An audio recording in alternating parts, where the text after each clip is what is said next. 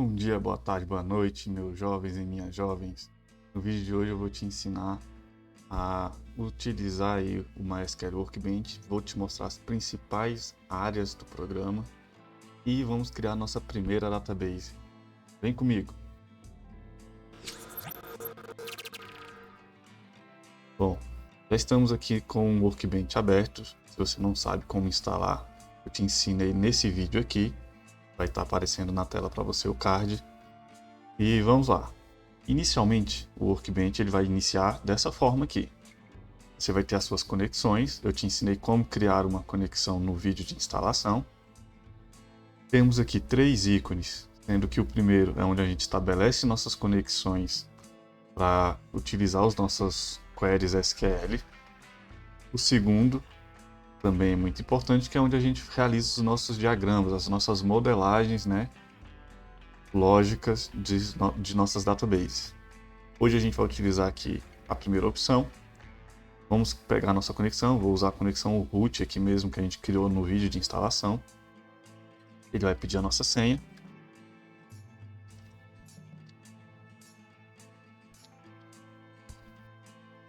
Beleza.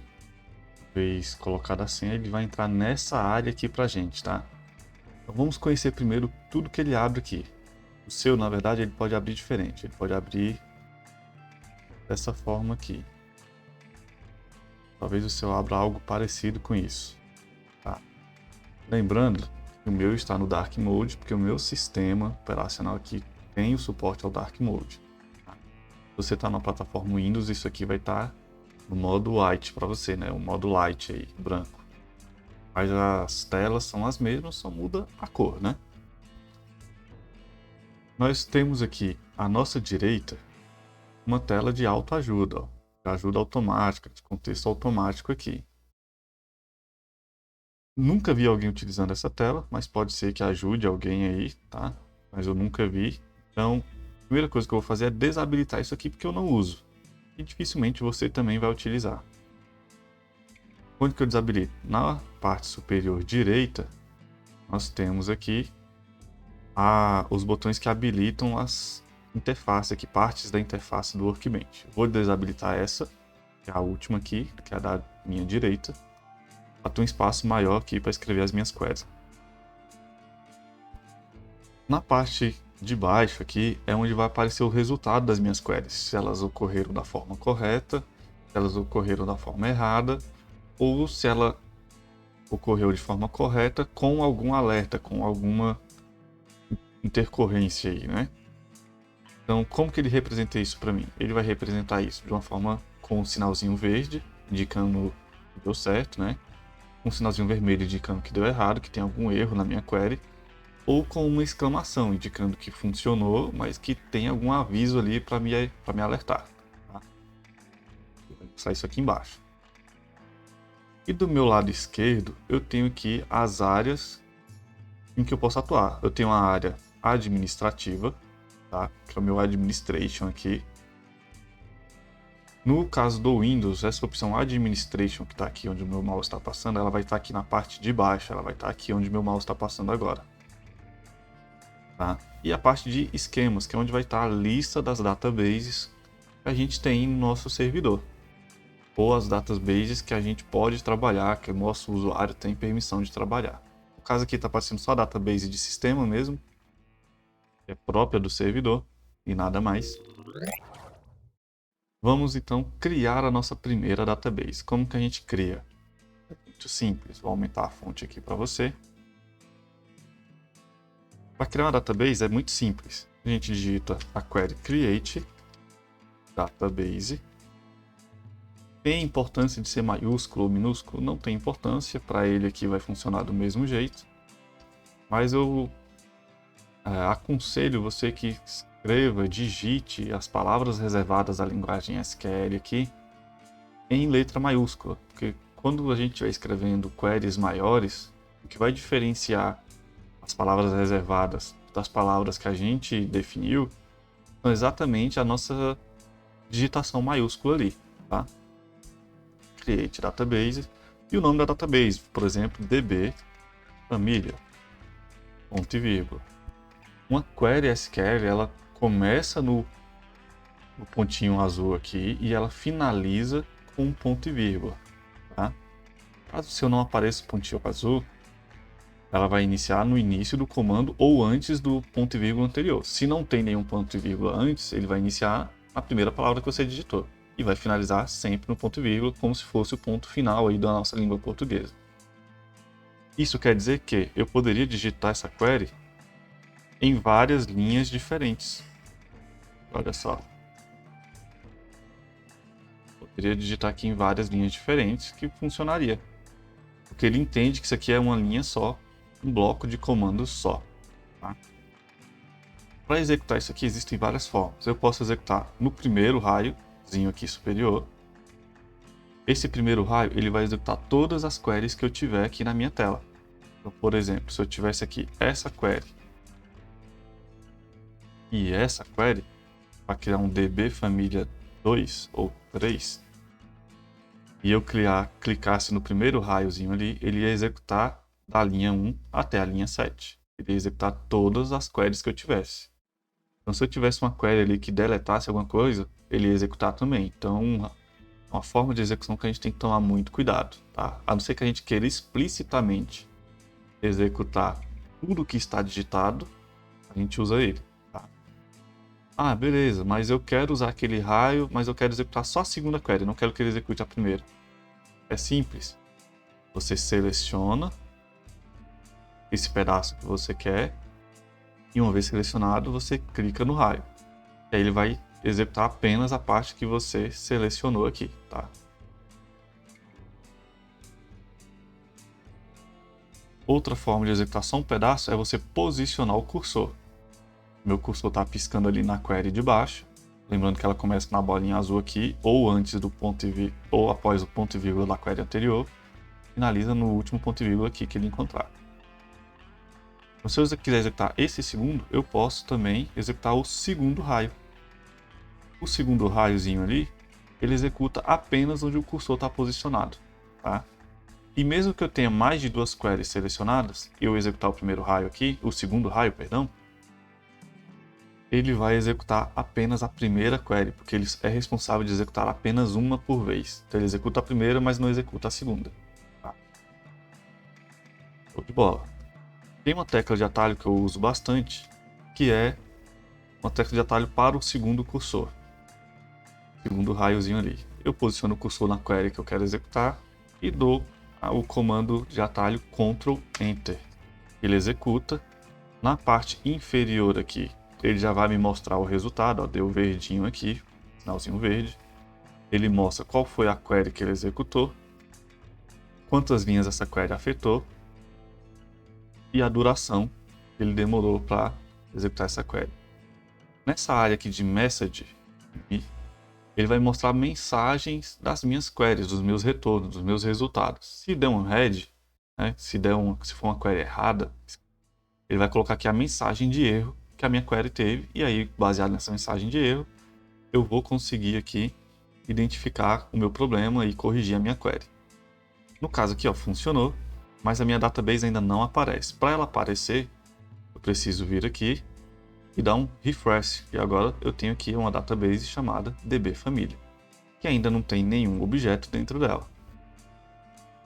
Mas isso aqui é um comando muito simples, tá? Esse comando pode ficar melhor. Então, vou deletar aqui. Uma vez que eu já executei o comando, eu não preciso mais dele, tá? Eu posso apagar a query e ela vai continuar aqui, ó. Meu banco de dados já foi criado. Então, o código não se relaciona diretamente à query como em outras linguagens de programação. Aqui uma query aqui é como se fosse uma ordem para o meu servidor. Uma vez que ele obedeceu a ordem, eu não preciso mais daquele código, tá?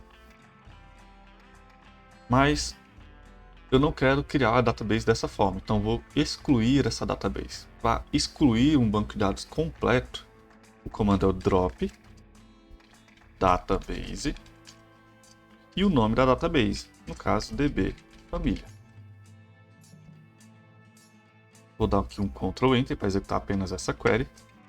Vocês vão perceber que da mesma forma que eu criei, ele também deu um sinal verde aqui. Mostrou qual foi a query executada, quantas linhas ela afetou e a duração também. Perceba que ele já atualizou. No comando de drop eu não preciso dar um refresh, ele já some aqui, ó. Não tem mais. E por que eu apaguei? Porque eu vou te ensinar agora a criar de um jeito mais profissional, um jeito mais detalhado aqui.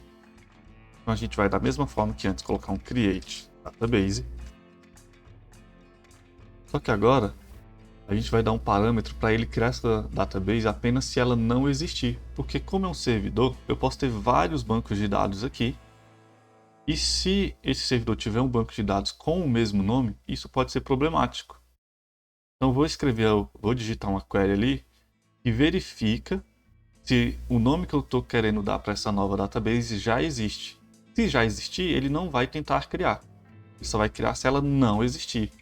Que é a sintaxe if not exists. Então, cria a database se não existir. Tá? E aí eu dou o nome, db família. Lembrando que aqui o nome da database pode ser o nome que você quiser. Então por que eu estou colocando esse db underline aqui antes da palavra família? Para identificar os objetos do meu servidor, que é um prefixo muito adotado aí pelo mercado de trabalho também. Assim que eu colocar db underline, eu sei que isso aqui é uma database, é db de database. Então é um prefixo que simboliza isso. Vou quebrar a linha, mas poderia ser na mesma linha ainda. E vou colocar mais um parâmetro aqui, que é o parâmetro colate. Esse parâmetro vai indicar para mim que a minha database vai utilizar um padrão de caracteres. Tá? Então, qual é a minha coleção de caracteres? Vai ser a minha coleção UTF-8 MB4 General CI. Então eu vou usar esse padrão de caracteres aqui. Essa coleção de caracteres. E dentro dessa coleção, eu vou colocar aqui, ó, um char_set para setar os caracteres do tipo UTF-8 MB4. Então, dentro da coleção aqui genérica, a coleção geral de caracteres do tipo UTF-8, eu quero setar o char_set UTF-8 MB4, que são os caracteres aí especiais que envolvem o C cedilha, a acentuação, todos aqueles caracteres especiais da nossa língua portuguesa aqui. Isso aqui vai ser padrão para a minha database. Então, tudo que eu criar na minha database vai possuir esse padrão aqui. Então, as minhas tabelas, posteriormente, poderão aceitar dados que possuem esses caracteres. Quando eu não defino isso aqui, o meu servidor define isso aqui como padrão. Tá? Ele vai escolher um para mim. Então, quanto mais detalhada for, melhor para mim, que aí eu não deixo meu servidor escolher qualquer coisa. Eu defino o que eu quero. Tá? O UTF-8 é o padrão latino e o UTF-8 MB4 aqui vai ser os caracteres que vai atender o nosso português. Vou executar, lembrando que o comando começa antes do último ponto e vírgula, não tem nenhum, e finaliza no último ponto e vírgula. Então ele vai executar isso aqui tudo de uma vez. Ele vai executar as 3 linhas como se fosse uma coisa só. Ctrl Enter. Veja o que deu verde aqui, deu green, que a gente fala, né? Comumente aí, ele mostra exatamente a query que ele executou. Então tudo indica que deu certo. Vou dar um refresh. Minha database está aqui, criada novamente. E quando eu posiciono o mouse em cima da minha database, aparece aqui um sinalzinho de I, a letra I, bem pequenininha aqui, ó. Se eu clicar nessa letra I, ele vai me dar as informações da minha database, ó. E tá aqui, ó. O meu collation é exatamente o que eu defini. E os meus caracteres, meu char_set, né, são exatamente os mesmos escolhidos. O tamanho da database, que é o tamanho em bytes, ainda tá 0, porque a gente não criou nada lá dentro ainda, ela tá vazia. E quantas tabelas tem? Nenhuma, porque a gente ainda não criou nenhuma tabela. Então, no vídeo de hoje, você aprendeu a como criar uma database e não simplesmente criar, mas definir algumas regras padrões para essa database e a prevenir o problema de caso essa database já exista. Eu vou executar esse código de novo, tentando criar essa mesma database. Ela já existe. O que vocês acham que vai acontecer? Pausa o vídeo e tenta responder nos comentários aí. O que você acredita que vai acontecer aqui?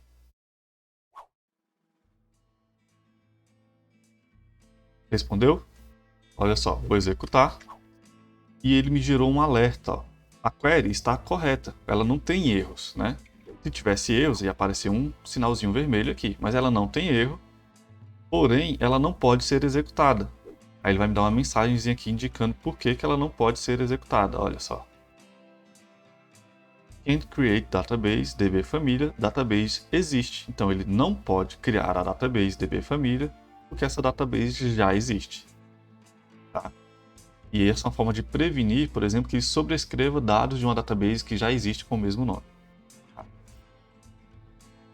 E se a query estivesse errada, ó, vou mudar, vou esquecer uma letra aqui. Ó. O próprio Workbench já me avisa que tem um erro nessa linha, ou na linha anterior, tá? Ele identifica isso aqui com um sinalzinho vermelho. Esse sinalzinho indica que algo está errado na minha query, seja na linha que ele identificou ou na linha anterior. Às vezes é na linha anterior, mas ele identifica que tem um erro. Mas vamos supor que passou despercebido e eu vou executar isso aqui. Olha só, ele vai gerar para mim aqui um sinalzinho vermelho, indicando que eu tenho um erro, vai me dar o código do erro e vai falar, ó, You have an error in your SQL syntax, ou seja, você tem um erro em sua sintaxe SQL. Cheque o manual. Então, ele vai ainda me pedir para checar o manual do char7 aqui, que é onde ele acredita que está o meu erro na minha linha 2, olha só, na minha linha 2 de fato tem um erro que eu coloquei propositalmente.